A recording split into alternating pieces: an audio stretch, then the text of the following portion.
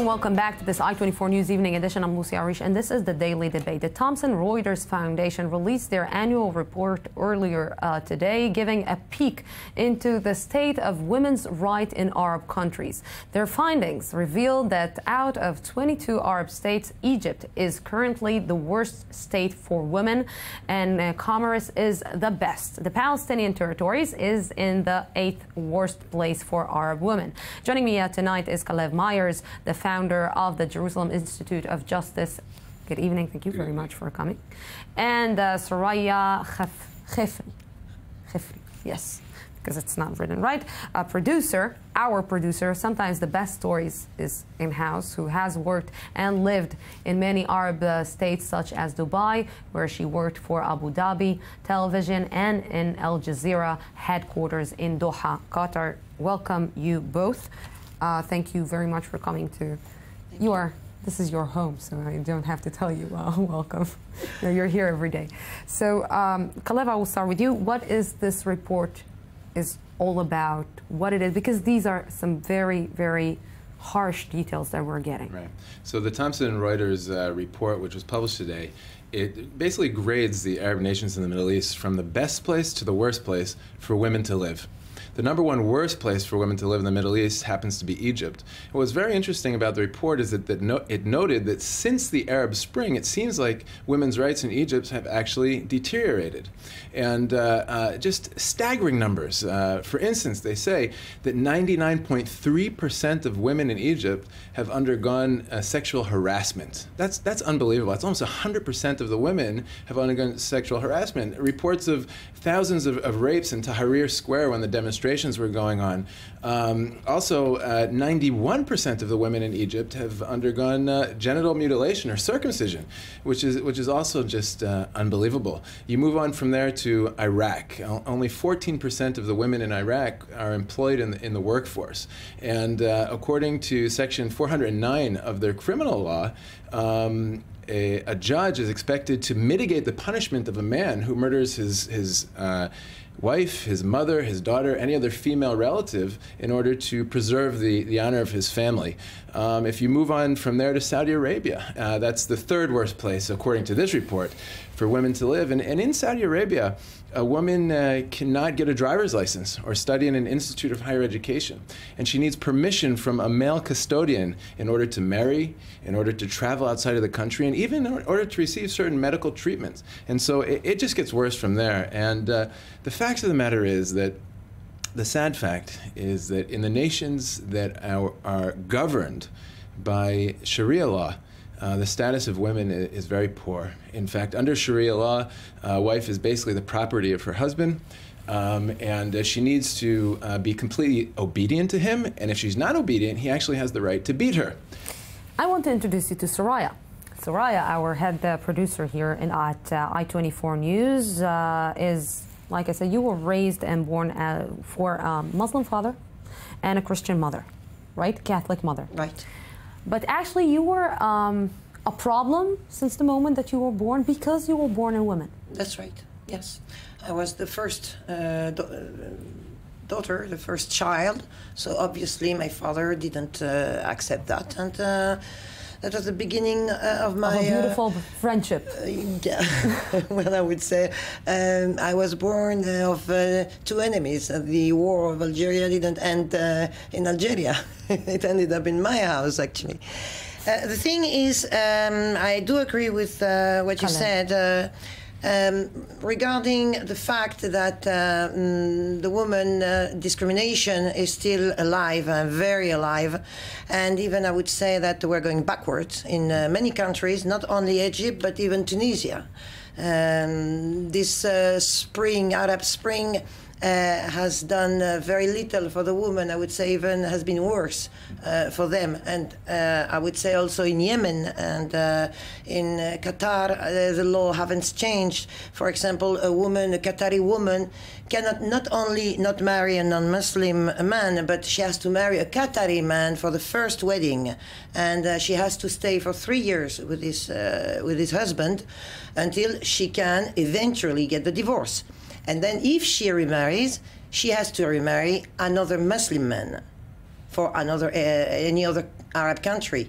Doesn't have to be Qataris this time. So I think the law for the woman is still very degrading, because can you say that it actually deteriorated with time after the Arab Spring? Oh yes, absolutely. That's just what I said about Tunisia, for example, or Egypt. Egypt is worse. I mean, in Egypt, not only you have discrimination, but girls of less than 10 years old are suffering from the removing of their genitals, and that's been going on for centuries, but now it's even worse. And nobody can stop this. And when there is rape, sexual rape in Egypt, even the society or the laws, I mean, the men of the law don't believe it. I mean, because it's so inside the society, that's right. Inside the culture. It's rooted inside. Yeah, that's right. So how come the Arab Spring that a lot of people in the Arab world are very proud of, and saying that that was a beginning of the new liberation, the new democratic Arab world that we want to show that we have an opinion, but actually it is led by men and not by women, when the woman actually is far, far, far behind and actually suffering? If we look at what happened in Egypt, I believe it all comes down to demographics.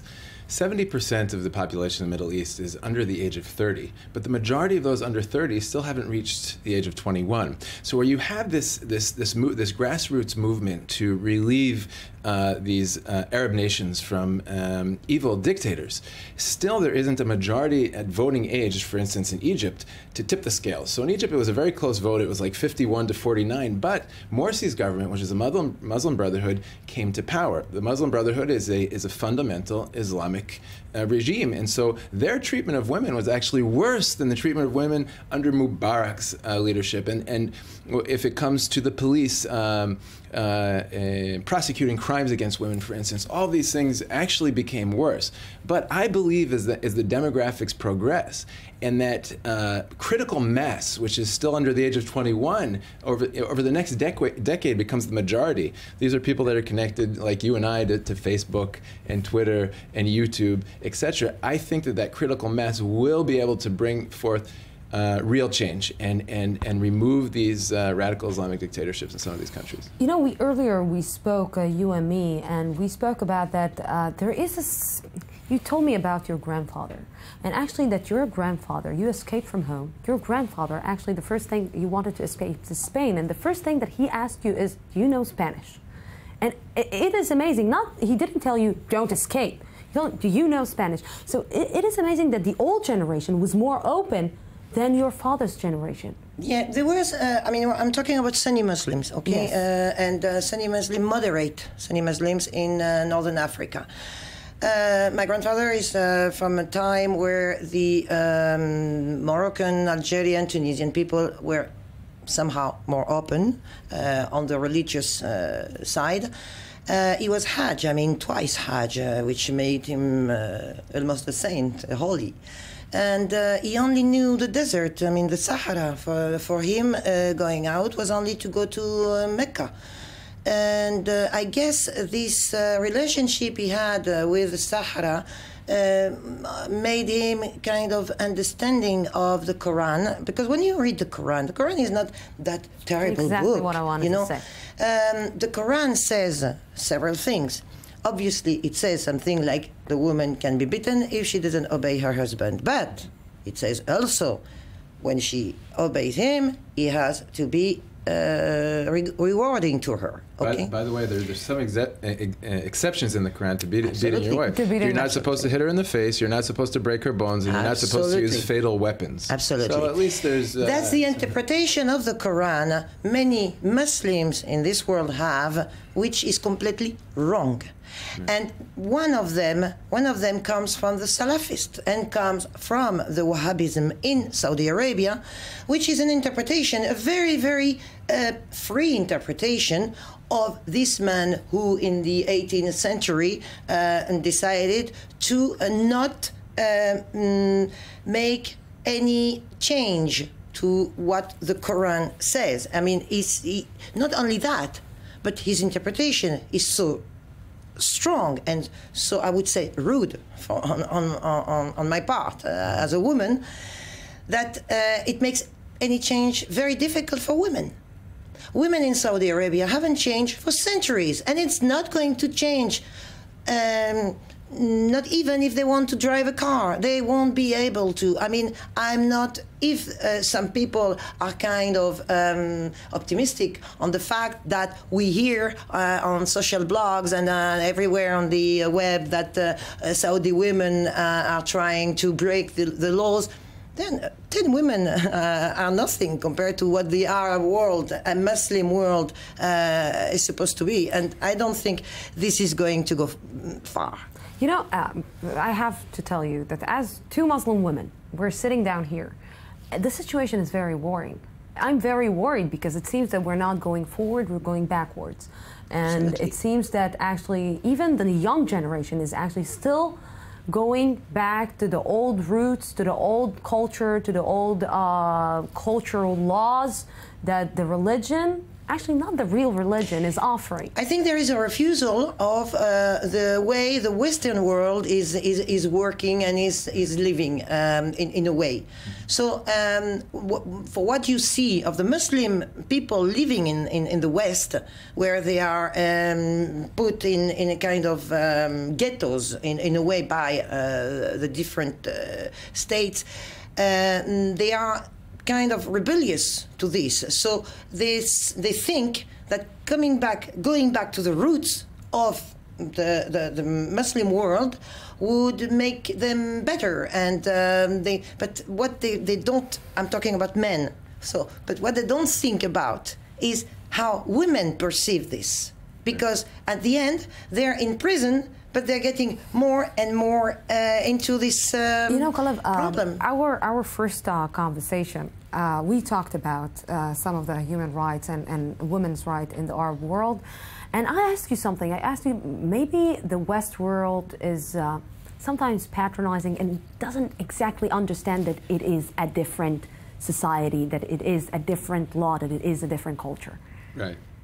Well, my response to that is that I think that Western democratic societies need to be tolerant and need to give freedom for different cultures, different religions, etc. That is freedom of religion, and that is justice. Justice cannot mean just us, right? So different people come into your society, and you need to treat them with equality. But every society needs to draw its red lines. So, for instance, you're welcome to come. You're welcome to pray in your mosque and keep your faith as a Muslim. But if you're going to live in my society, you're not going to be able to beat your wife.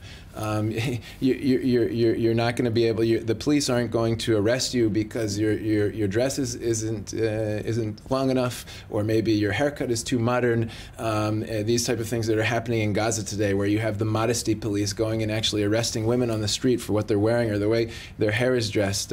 Since the Hamas came to power in Gaza, women aren't allowed to walk on the beach alone. You can't smoke a cigarette in public. You can't dance in public. You can't ride on a motorcycle with a man. There's been a complete separation of genders from 7th grade forward in the education system, not to mention the fact that according to empiric data, 88% of the women in Gaza do not receive their inheritance rights together with their brothers. And so we're not going to allow these types of discrimination against women in our Western societies. We have to draw the red line, and in order to protect those minorities that have a weaker voice within our society. More than that, if you want to be at the West and if you want to be a part of it, just start getting used to new rules and maybe a new way of life. It's not that intimidating. Calev Myers, thank you very much for this. You. And Soraya, we will continue talking about this over coffee outside. Thank you. And we're going out for a 10 minutes break. Of course, an update from our news desk, and then we will be back for the Otter 24 News one-on-one 10 minutes update, and then we're back.